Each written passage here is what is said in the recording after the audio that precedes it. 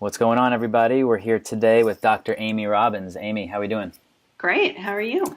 I am excellent. Where are you joining us from today? From Chicago. Chicago, I've heard of it. And I see over your shoulder a Charles Woodson picture in the background, which brings back memories since you and I know each other from Ann Arbor back in the day.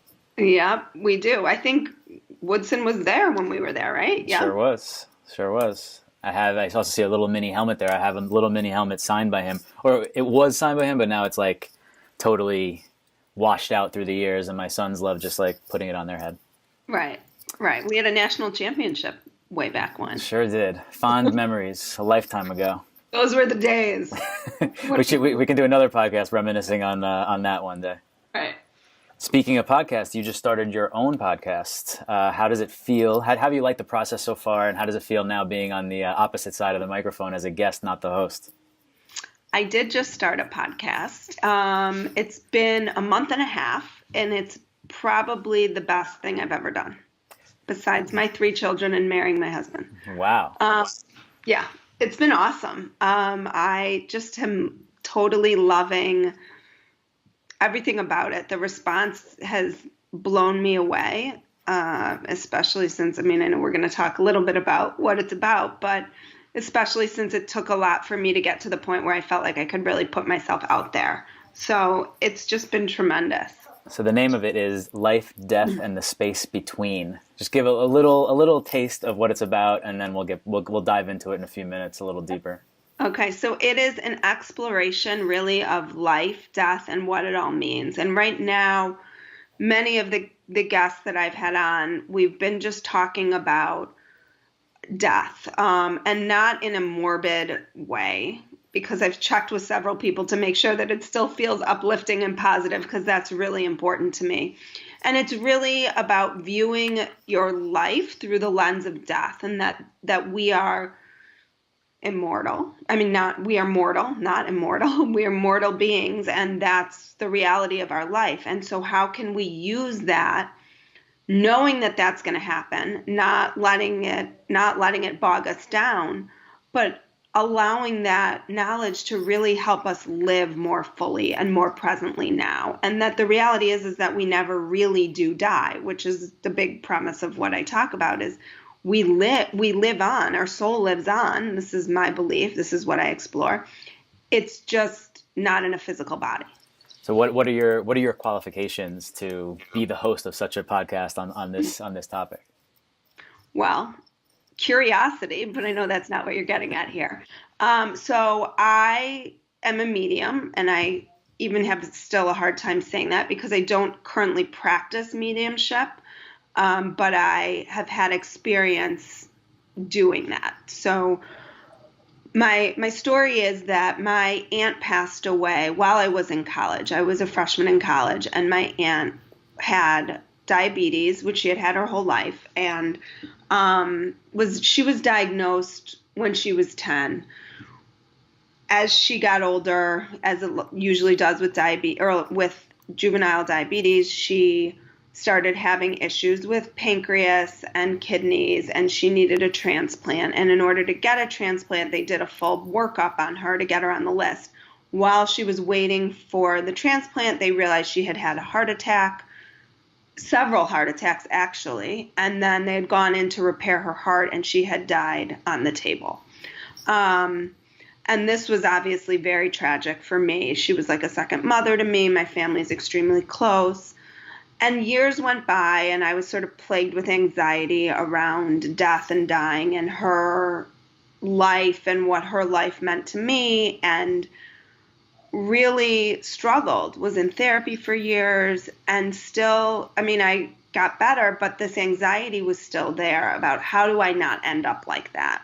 She was the oldest of 3 kids. I'm the oldest of 3 kids. There were just similarities that I had drawn in my head that obviously weren't really true, but and then she started coming to me in dream-like states, which are called after-death visitations, and telling me things that I wouldn't have known, I couldn't have known, and I validated those. And then it started happening when my papa passed away, my grandfather. Then it started happening with patients coming to me. And that's when I was like, whoa, okay. So tell me about the first time, like when you where were you? Were you trying to think about her? Were you sleeping and it was a dream? What was the environment around the first time? So it was in an in-between state. You know, sometimes you'll wake up early in the morning, but sort of drift back into sleep. And it was in that state. And it was right around the time that my cousin was getting married, who was her son. And she came to me, and there were two visions that I had. And as I've learned more about this, you know, we have our five senses, but all those five senses also correspond to what's called clairs. So clairvoyance, clairaudience, clairsentience. So I experience things very visually. Even when I do readings, which I don't really do anymore, I see things in my mind's eye. So it's not like I see something standing in front of me. It's in my mind's eye that it comes to me, and it feels outside of me, but it is, and it feels like it's not related to my thinking, if that makes sense. So it's not like I'm thinking about my aunt and suddenly she pops into my mind. It feels very different. So she presented me with this image of my mom. We were in my mom's kitchen, and she said to me, tell your mom. My mom was standing at the dishwasher looking out the window, and she said, tell your mom I'm going to be there. She doesn't have to worry. I will be at the wedding. And I saw another image of my uncle, who was her brother, and she said, tell Richie, my uncle, I hear him when he talks to me. And I was like, okay. You know, I woke up, I called my mom instantly, and I was like, Mom, I just had the weirdest dream about Aunt Linda last night. She told me she was going to be at the wedding and that you don't need to be upset about it. And my mom started crying on the phone and said, I was standing at the kitchen counter last night, loading dishes in the dishwasher, and I talked to her and I said, Linda, I wish you could be at this wedding. I wish you could see this wedding happen.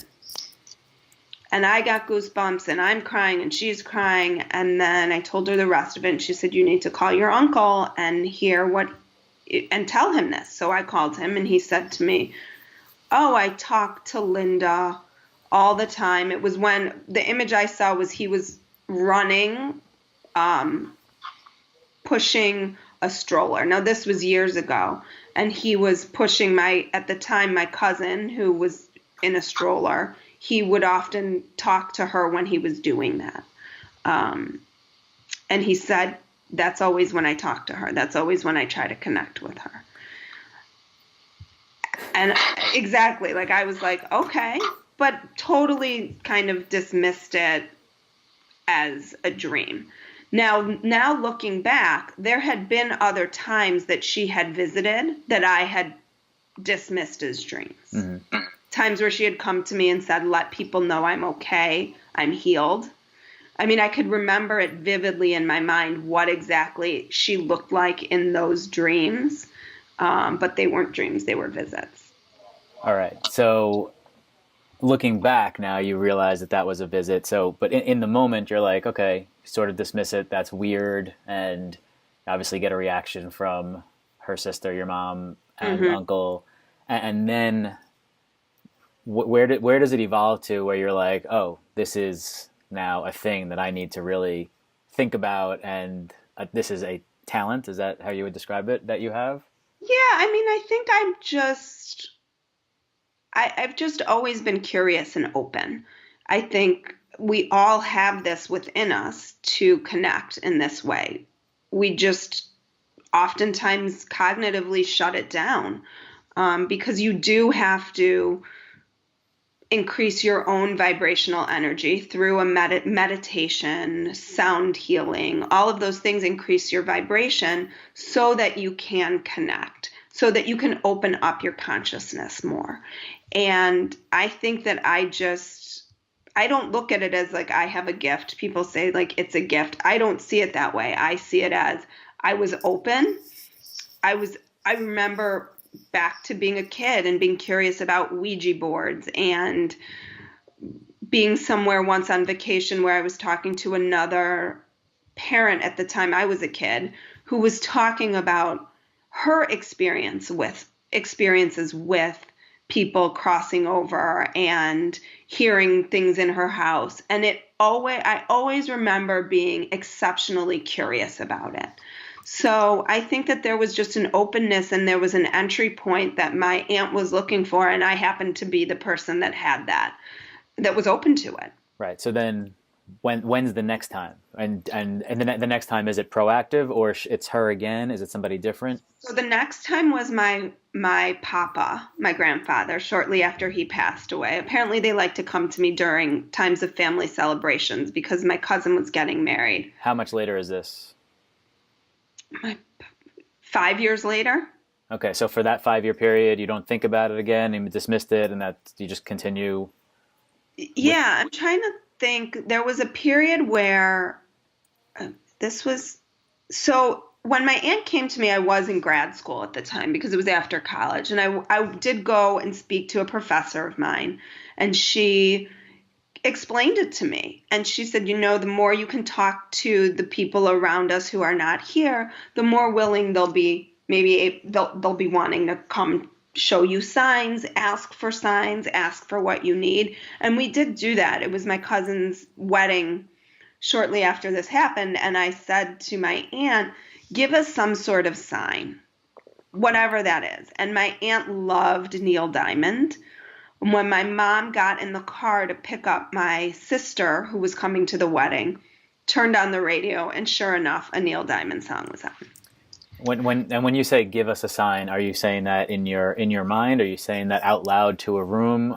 I talk out loud all the time. I mean, now it's becomes kind of a standing joke in my house. Like, lights are constantly flickering. We find money places. Since then, I've lost both my grandparents. My father-in-law's passed away.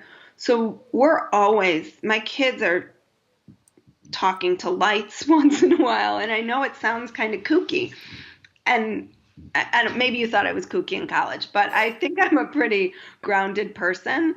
So like the lights will flicker and my kids will be like, hey, Grandma D, what's up? They're just kind of like, so the next time it happened was my papa passed away. My cousin was getting married. He came to me with a message for my cousin.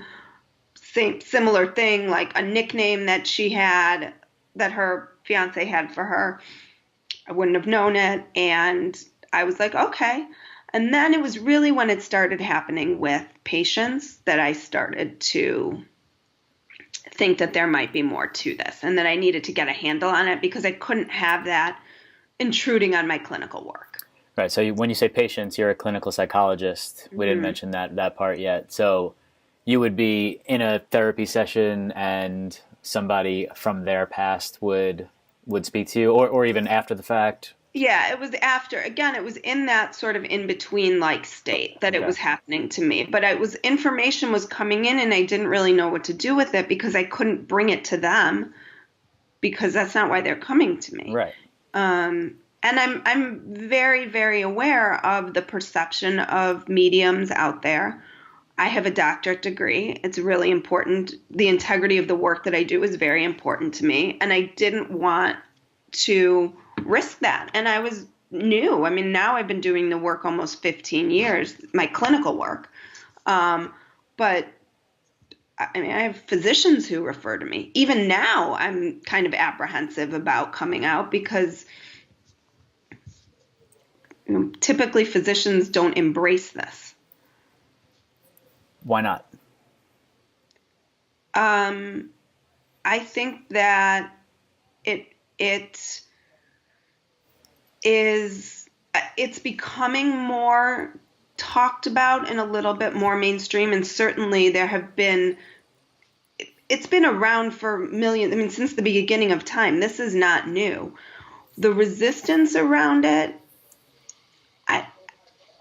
I think it just opens things up in a way that there are things that we can't explain. And how we understand the brain and the mind and consciousness, and if consciousness exists without a brain, what does that mean, and how do we kind of circle that square? I don't fully understand it. So I think that and I think there's fear around things we don't know and can explain. And so if we can just stick to what we know and what we can explain, then that feels really safe. Sure. But other things don't. In your opinion, what happens when people die? Our soul continues on. Our soul continues to grow. And we move towards soul growth. We're always moving towards soul growth. And we can die and come back. We can die and continue to evolve and work as a soul from the other side, helping people who are on this side learn the lessons that they need to learn, and help us evolve as a soul to learn those lessons as well. So it's, to me, growing towards love, like just love, and that's what this is about, is love. And we are constantly learning and evolving. We have a choice where we do that, here and there. So you mentioned that we can come back. What is that, in the form of a person? Do you believe in reincarnation, or you can come back as a bird or a tree or any life form? That I don't know. I mean, certainly as a person, absolutely. I mean, this has been also documented over time. You know, people, particularly children, have often remember past lives because their brains, I think it's around 5 or 6 that kids start to forget. And kids have intuition that is not clouded by our thinking. And so there are many kids that report past life memories. Do you believe that? I do. Okay. Yeah. Mm-hmm. So I wish I could remember some of my past lives. I mean, I've actually done regressions. What is that? I've had a past life regression, or I've done past life regressions, where they put you in a state and bring you back to previous lives.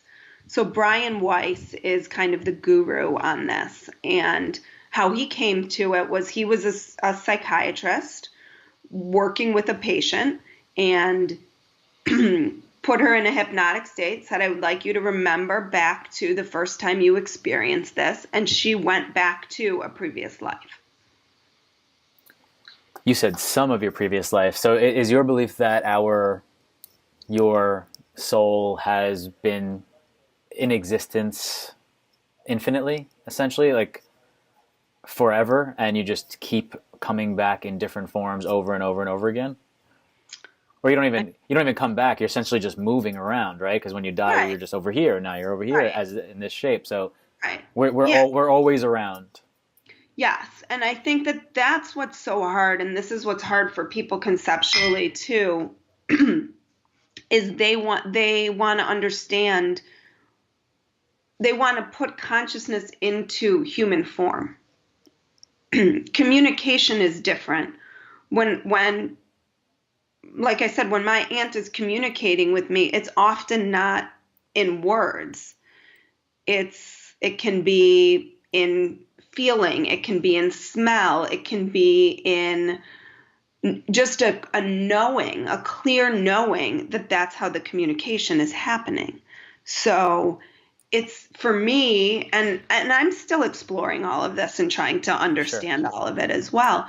It's not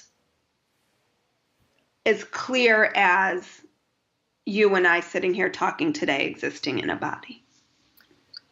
So what is your usual process, or do you have a usual process? Do you usually, if you're going to call upon someone for a visit, or are you calling on them, or are they just showing up in that dreamlike state? Is it both? And if you're doing it proactively, are you like going to the same spot in your house or your office? Are you setting a mood, or Right. candles. I'm just being a little, No, no, no, no, are no. you setting a certain, what's your process?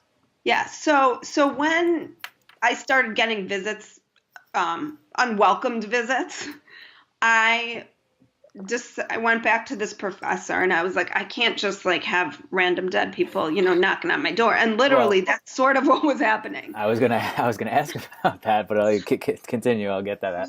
Lights were going on and off, knocking, and you know my husband because we've been together since college. So even he was like, what's going on here?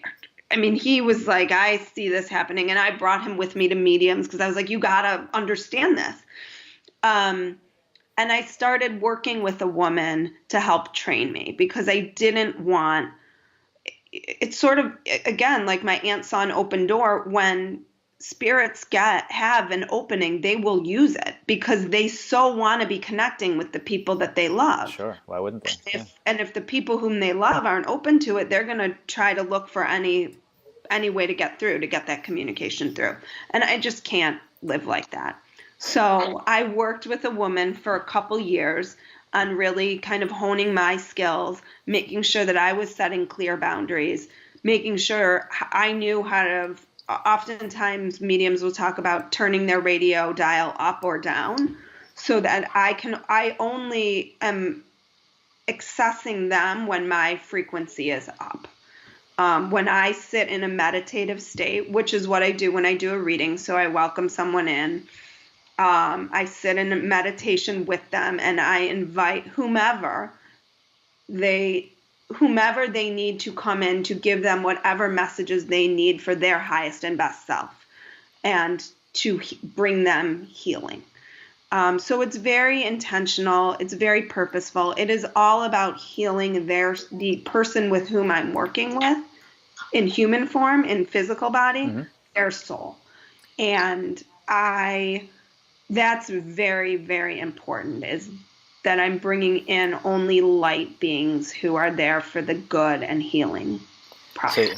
So you and the person that you're doing the reading for are in a room together. You're in a meditative state, and then are you speaking out loud, calling the person in? Are you doing it in your head, or? Oh, I always say it out loud. You say it out loud, okay? Mm-hmm. And then what's your success rate? Are there times where you're calling for someone and no one shows up?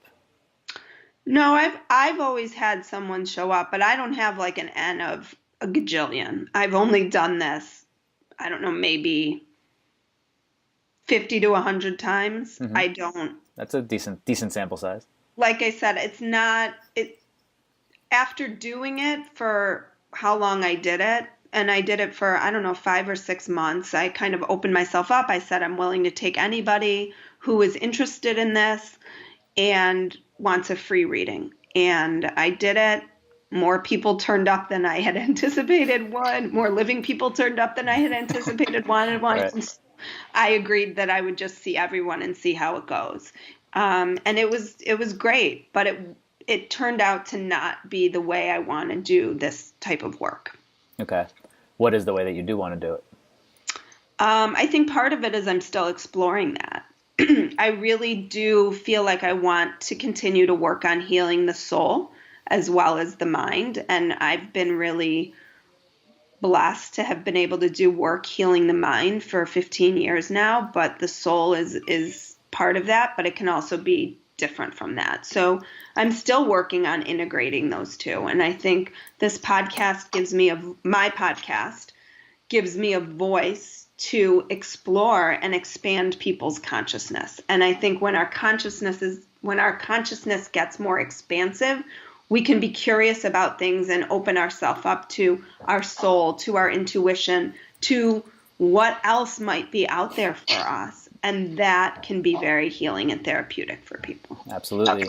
Go back to that room and the process. So you say something out loud. You ask the person that you're with who they would like to call upon, who they want to get a visit from specifically. I don't ask them to say a name because I don't know who can show up. And I also say I can't control who shows up. Okay. I say, we welcome anyone in who wants to bring in a message.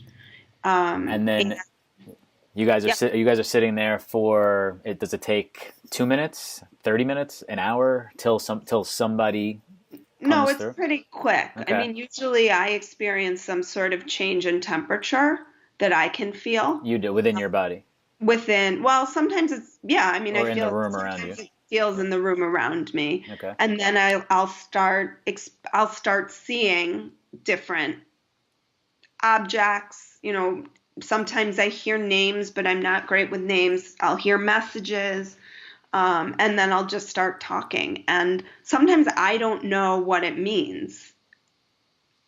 I'll give this example. I had a friend a couple weeks ago who, after I launched my podcast, of course, people are like, "Oh, will you do a reading for Of me?" course. And I was pretty clear, like, that's not the intention of my podcast. If I wanted to really be a medium, then I would have continued to practice to refine my skills in that work, because I do believe it takes skill and practice, and you need to understand the symbolism that when you're getting messages from spirit, they speak in symbols. What does that mean to you? And my friend was like, will you do a reading for me? And I was like, I don't know, maybe. And then I was like, fine, I'll do it for you at the end of January. Well, her dad didn't want to wait till the end of January, her dad that had passed away. Okay. And he just came right on in, that night. I mean, this was like 3 weeks ago. So your frequency was not turned up. You were just going along with your normal life, and he just knocked on the door, so to Yeah, speak. Okay. exactly. Exactly. So I just said to her, all right, your dad's not going to wait. I'm just going to send you a bunch of information that he's sending to me. I don't know what it means. You tell me. And so I just sent her a whole list of things. And sure enough, like, two of the names I was hearing were the people who were sitting at his bedside when he passed. I had seen like car keys, and he was saying something about, thanks for taking care of my car. Her brother had gotten her car. Her dad's car, was driving her dad's car now. So, and then there were other kind of more meaningful messages, which I won't share because they were for her. But that's sort of what happens. But again, I don't know necessarily who these people are, right? They're just names to me. Right, of course. But this dad had never come to you before, only because your friend asked about this. Like, if she never came to you and said, "Hey, I want to do a reading," and you said, "Cool, end of January," he never would have come to you. He essentially knew that you Right. guys had discussed this. Right. Right. I know. I know. I know. I know. It's kind of mind blowing. Yeah. Yeah. And I said to her, I might have just said that. I'm like, your dad is very pushy and aggressive.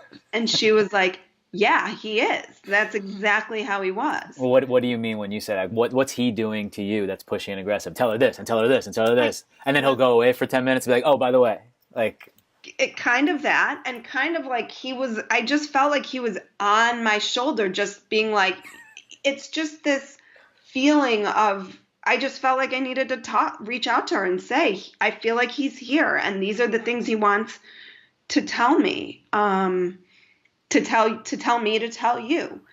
And I'd never met her dad, so I had no idea what his personality was like. And often personality will come through because that's how people know one another, right? It's through their personalities. and in those moments, can you say like, "All right, peace, dude. Like, I gotta go. I gotta go to work." Well, yeah, I mean, I think too, part of it is, once I get going with my day, You're like, your and there mind's were over a couple here, times that day that I felt like he was like trying to muscle his way back in, right? but my mind is pretty turned off to that. I think at the end of my day, I typically relax. I like to chill out. I like to like take a bath, relax in water, kind of open my mind a little bit and just chill out. And I think he, sort of saw That's an when opening. people attack, Right. When there's an opening, they attack. right? So I have to be careful because I don't want to be walking around in that world all the time. It's too stimulating. Yeah, I mean, I have my own voice talking to me all day. To Right. have infinite number of people always be like, hey, tell this one this and this one this. That has to be weighing on the soul, really. Hmm? What's the usual reaction when you tell people that that you have this skill? Well, I've just started You're telling. just starting to let it out. So, all right. So I guess there's a big range of people, like people who are super close to you who didn't know, or they like, what are you talking about? Like, Yeah. how did I not know this? Yes. A lot of people are like, wait, I've been friends with you for how long and you never told me this? Right. Or I can't believe that, I just can't believe that this happens to you. Um, I think that, again, because I'm not a practicing medium all the time, it's not happening to me at the frequency that some of my medium friends it happens to. Because I'm not, you know, Practicing. the antenna isn't always up. Okay. Um, but in my first podcast, I talk about my experience with my girlfriend when we were in Mexico, and she's the one who I mean, that was really what kind of pushed me towards this. Doing my own podcast was that she was really grilling me on it, and I started talking about her dead grandfather, and she was like, "Oh my God." And that just in the moment, you happened to be in the Moment. conversation, and he was just like, "Yep, I'm here. Tell her this." Hmm. And I'm apparently better when I drink a margarita because Aren't we all? I'm always better when I Right. drink, margarita. But um, in this situation, for me, integrity is so very important. And I know that in this work, people are really coming because they want to connect. And they're often in the midst of terrible, terrible grief. And I never want, not always terrible grief, but people want to connect. And I want to make sure that I can provide people with the best experience possible so that they walk away from it feeling like, yes, they did connect, and that this experience is not about, I am the conduit for their loved ones to communicate. But that's all that I am. I don't see myself as special in that way. I don't see myself as gifted. I just have allowed myself to be open where other people haven't. And I just interviewed a woman who wrote a book on her name is Christina Rasmussen. She wrote a book called Where Did You Go? About her experience after after her husband at 35 passed away. And she's developed a method to help people connect on their own. And I think for me, that was what made the medium portion hard, is that I want people to be able to have these experiences on their own. I don't want them to have to come through me or anyone else. And I understand that sometimes that you do, but when you experience it for yourself, it's undeniable. And there's that piece that's so important, because when you have an experience with a medium, you can leave and question. You walk out and you say, oh, well, maybe they didn't say it exactly that way, or maybe they were sort of stretching that, or maybe the car keys weren't, I mean, everybody has car keys, right? Everybody drives around with car keys. Everybody has jewelry, but it's important to me to have really clear messages when I do the work, but also for people to walk away from that. Sometimes there's more doubt. When I had a visit from my aunt, there was no question that I was talking to my aunt. None. And that's my reality. And I can't, it moves you from a place of doubt to a place where that is my belief because it happened to me. Does that make sense? For sure. I mean, you mentioned also integrity being important. I imagine that in this industry of mediumship, there are probably a lot of people who are swindlers and fakes and just doing it to make a living somehow, scamming people, and that probably gives the overall industry a totally bad name and makes people more skeptical about everything. Right. And people in their grief, I would never want to, and I would never conduct myself in this way. But I've always doubted whether or not I'm good enough at it. That's always been my internal process. And certainly part of my resistance to it. And my friends that do this work and have been mentors to me say you're out of your mind, but I mean, for a different reason. But I've never really felt confident enough that I could do it in a way that was really always giving people the clear, that I was always hearing and experiencing the clear messages that people needed to heal. And so, again, I know it's not about me, but I want in those moments, but it's important to me that people feel like they are connected to their lost loved ones. Are there times where you're in a regular conversation with a friend or a colleague or a patient or anyone out in the world actually, and you're getting a visit from someone for them? Like, you're not talking about anything to do with mediumship or anything, but somebody happens to be using you as a conduit to get through, and you're like, you can't say anything because this person might think you're Right. What are you talking about? But do you get, I guess, visits at from spirits at opportune times for them to try to connect to whoever you're talking to, and you're like, have to ignore? Yeah. I mean, it happens a lot in yoga, obviously, because I'm in a more meditative state where names will pop into my head, or back corner uncle, things like that, where I'm like, oh, okay, well, leave me alone. I'm in yoga. And I can't confirm it. So again, Right. even I still question it. I'm like, well, maybe that's just my mind. That's Right. not outside of myself. So theoretically, right now, one of my grandparents could be talking to you. They're not. All right, but I'm just saying, but like that could happen. Mm-hmm. Incredible. So you're a clinical psychologist, and I imagine there's some crossover between what you do on a day-to-day basis with your patients and then like this skill, because you're kind of diving into people's psyches and they're probably talking about this. Like, is there talents and skills that you're using in a day-to-day therapy session that are also things you use to like call upon a visit? Well, intuition, I think, is a big piece. And whether or not intuition, I mean, I feel like I'm always being guided by something, something outside of myself. So when I ask questions sometimes, even in therapy, and someone will say, oh my God, how did you know to ask that? Or, oh, that's exactly, dead on. Some of that I feel like is my clinical training, but some of it I feel like is not.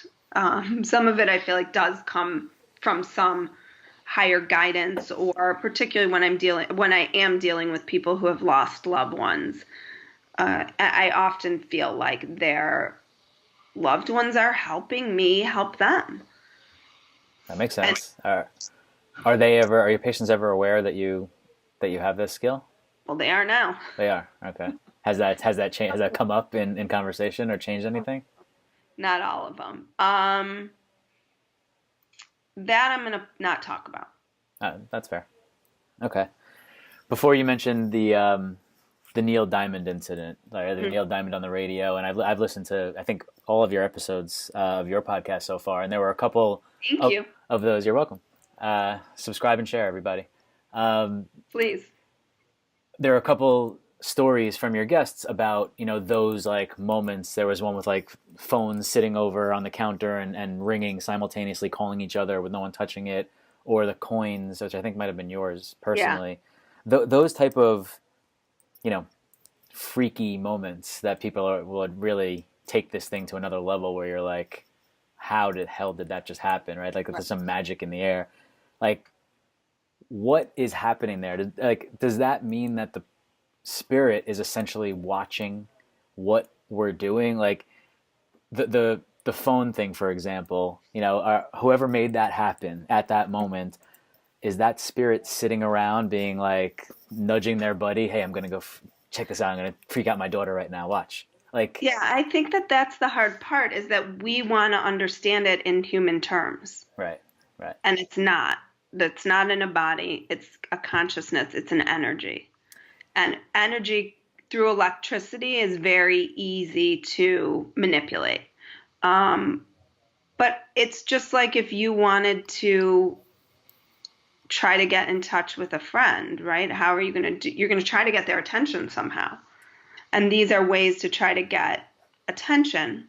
I'm actually going to reach out to someone in a couple weeks to have him come on and talk about signs in particular. Hopefully he'll say yes. But because there are very specific kind of consistent types of signs that you often see. Coins being one of them, electricity being one of them, cardinals being one of them, feathers is commonly how spirit can present. I get a lot of messages through license plates, which I think is crazy. Where I'll be, so for example, the day my grandfather passed, we were going to my grandfather's funeral.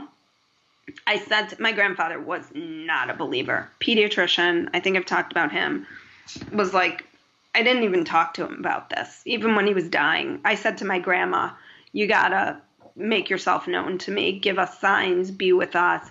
My grandpa, I'm like, I'm not even going there. Right.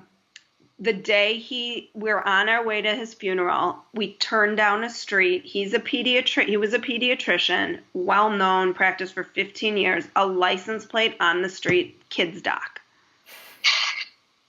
And things like that happen regularly, somewhat. Regularly, right. For me. You said cardinals before. Cardinals is in the bird. That specific type of bird is known. Yeah. Now, I don't know why. Hopefully I'll find out. But another example is I was driving last week with Scott, and it was we had gotten back from vacation, and I was kind of like, feeling like, I don't want to do anything. I don't want to work. I just want to live on vacation. Am I in the right path? Am I doing, and I'll ask that often, help me make sure that I'm on the right path here. And a car turned out in front of us, literally almost cut us off in a parking lot. And the license plate was white light, WHT. I can send it to you because I take pictures of this stuff all the time because I'm just blown away. And Scott said to me, what does that license plate say? And I said, it says white light. And to me, that meant something. To him, it meant nothing. But to me, knowing that I'm always asking for guidance to make sure that I'm headed in the right direction, I was like, okay, thanks. Thanks, peeps up there.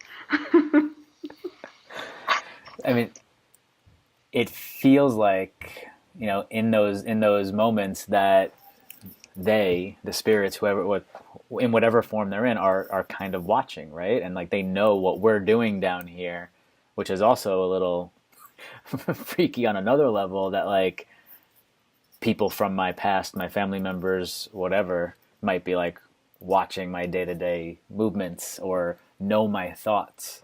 Well, but I don't think of it like that. I think of, we are collectively one. We are all connected. And that's what, when you read some of this work, and I have Dr. Eben Alexander on in a couple of weeks. I don't know if you've read any of his work, Proof of Heaven. He was a neuroscientist. Amazing, amazing story. Near-death experience, came back. Just recounts his story in this book, Proof of Heaven. But he talks about when he had passed on, or when he was in that state, he saw how interconnected we all are, and that we all are all one. We are not separate. And one of the things we talk about is karma, and how you experience karma from the place of the people that you have hurt, because when you're hurting them, you're hurting yourself. And so our soul group, our soul tribe, the people who are guides, the people who are watching, and even angels, people say, I'm not an angel person, but they're there, I guess. Why not? Right. Are watching out for us and are there to help us all collectively evolve. Do you believe in mind reading? Telepathy. Yeah, it strikes me as like a first cousin of what we're talking about in the respect of like if we're all one and the spirit out there for the deceased, we're the spirit in physical form, like we're all the same essentially, right? Just moving along this universe in different forms. Right. So if you can talk to a spirit that's out there, why can't you talk or get a visit from what's in people's You spirit can't. I on mean, Earth, right? right? Like all the time we have experiences where a friend calls and we were just thinking of Thinking the them, same thing, or right? right, Or similar, yeah. you and someone say something at the same time, right? Like that shows how connected we really all are, but we're so in our own heads all the time. It's really amazing. It really is amazing. If people wanted to just, hear this and they want to, read up on their own about the background of this or the science behind it or theories behind it that like give a real overview of this thing and they want to like dig in as a novice, where would you recommend they go? God, there's so many. So Brian Weiss, Past Many Lives, Many Masters, is a great first book about past lives. Um, sorry. Raymond Moody's work on near-death experiences. Life After Life is his famous book. He's actually going to be on my show in a couple weeks. He's going to be doing we're going to do a couple segments, a near-death experience segment, a shared death experience segment. Dr. Evan Alexander's work is great as well. Proof of Heaven. Bruce Lipton has some great books. The Biology of Belief.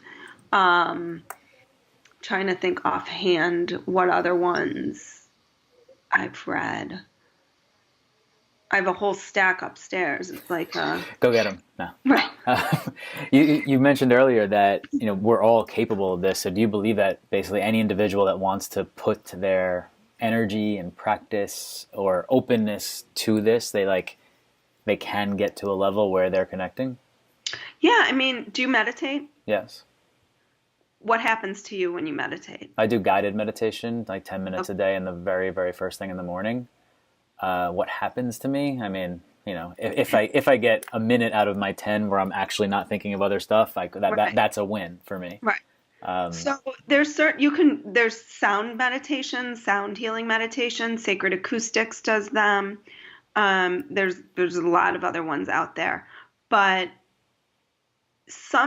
if you meditate enough, in my experience, you can get to a point where you feel so expansive, like it doesn't even feel like you're in your own body. And I don't know if you've had the experience yet in meditation where time feels totally different and transformed and like doesn't feel like, you've been sitting there for 10 minutes, but it either feels like you've been sitting there for an hour or you've been sitting there for one. So I've done the float. Have you done a float sensory deprivation? Those are great for float that tank. I've done that twice, and actually have another one reserved that I need to schedule. This could be a good push to do it.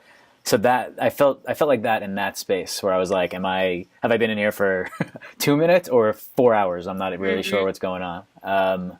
So in terms of my daily meditation, I definitely don't get to that place regularly, if at all.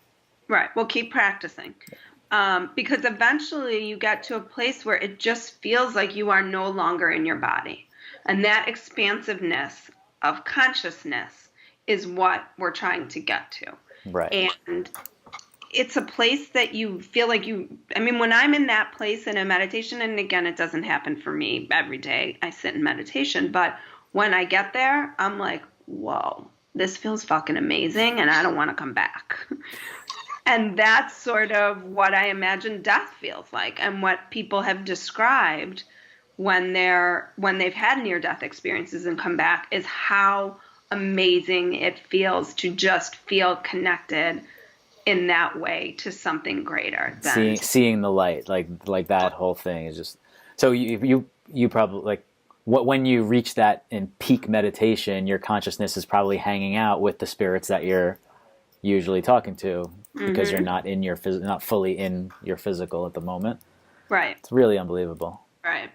And again, I'm not professing myself to be like the master on this. I'm still learning. Yeah. That was the part of my podcast is like, I need to really dig into this and I want to understand this more. And I want to kind of ask the questions that you're asking to the people who've been doing the research, who've been studying this, most people don't just come to this because they come to it. They stumble upon it because of their own personal experiences with it. And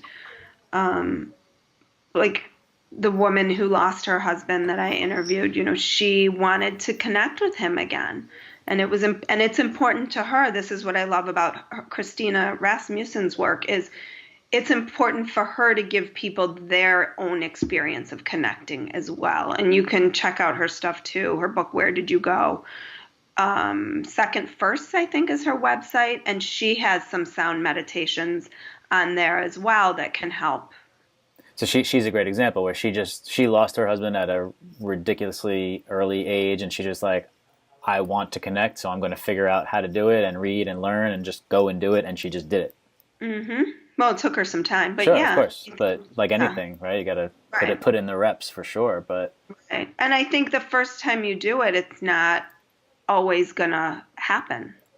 No, it takes it's a practice, right? Meditation is a practice. Same thing, right? Yoga is a practice because you have to keep practicing to get to that space where your consciousness can expand in that way.